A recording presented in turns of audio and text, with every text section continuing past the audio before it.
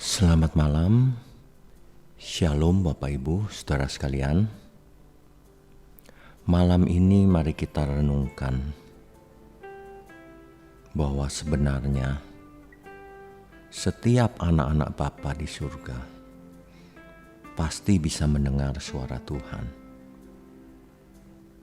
Hal ini tergantung daripada kepekaan kita masing-masing.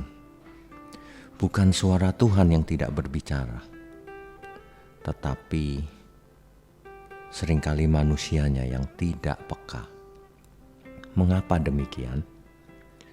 Karena ada banyak suara lain yang lebih dominan yang didengarkan, sehingga manusia tidak bisa mendengar suara Tuhan.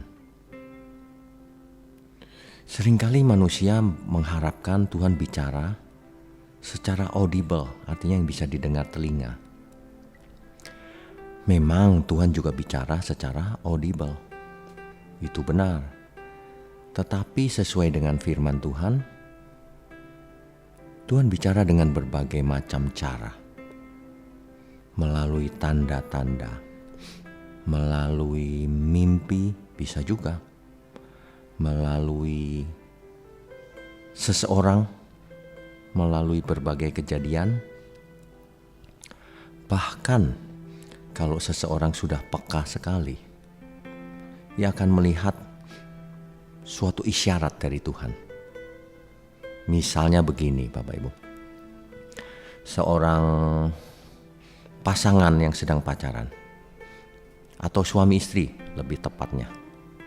Kalau seorang suami istri, suaminya beri tanda sedikit saja, istrinya sudah tahu pasti maksudnya apa. Istrinya tidak usah diberitahu kesukaan makanan sang suami apa, istrinya juga sudah tahu. Nah, inilah yang dimaksud dengan kepekaan. Dan kepekaan ini akan timbul kalau terjadi relasi yang intim, yang dekat. Nah, masalahnya adalah seringkali manusia tidak mau dekat dengan Tuhan. Anggap enteng, Tuhan tidak kelihatan katanya. Ini loh yang menyebabkan manusia tidak bisa mendengar suara Tuhan. Marilah kita belajar peka, saudara. Mulai sekarang, jangan banyak suara yang didengar. Mari mendengar suara Tuhan. Hidupkan nuranimu. Dimulai dari yang sederhana, nurani dulu.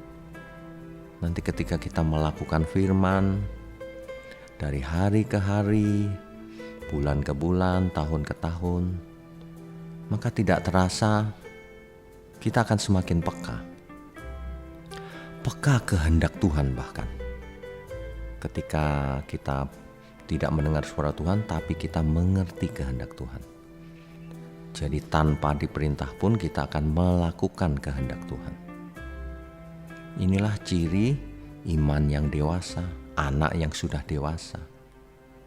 Dan itulah kehendak Tuhan. Bukan kita lalu menjadi seperti kanak-kanak terus imannya.